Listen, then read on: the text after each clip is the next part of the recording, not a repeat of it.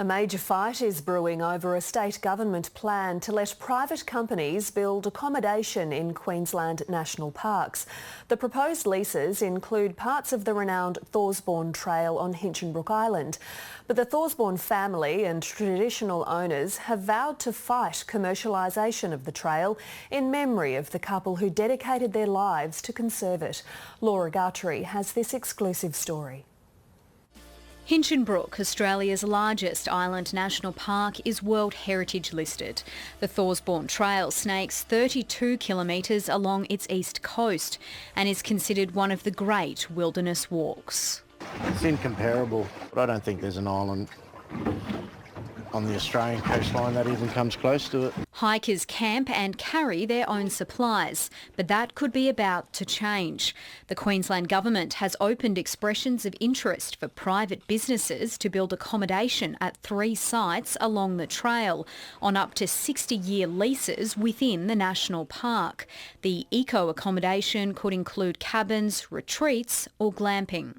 We absolutely believe that we want to partner with the private sector who are best placed to offer that genuine tourism experience. I think those other options are already available.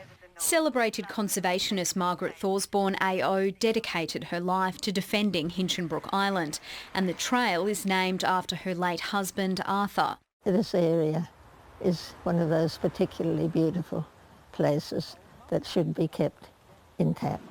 This week, as friends and family gathered for her funeral, there was anger at the government's plans. She would have been absolutely appalled. There is no place for private enterprise in national parks. The lease plans extend beyond Hinchinbrook to the Whitsunday Islands National Park and the Great Sandy National Park along the Fraser Coast. Besides accommodation, private companies are also invited to provide commercial activities, tour guides and equipment hire. We're also going to be very focused on working with traditional owners. Go away and leave it alone. Leave something as a memorial to a very fine lady. On Hinchinbrook, the burnt-out remains of a failed government lease lie abandoned. The cyclone-ravaged resort and sewage treatment plant accumulated almost $1 million in debt to state and local governments. The Thorsborne Trail is no easy feat, with difficult terrain and only 40 campers able to stay here at any one time. Walkers say that seclusion is part of the attraction, but the tender documents show the government is willing to entertain proposals to modify that restriction. The government will also pay for all the civil works and give companies a coordinated approval process.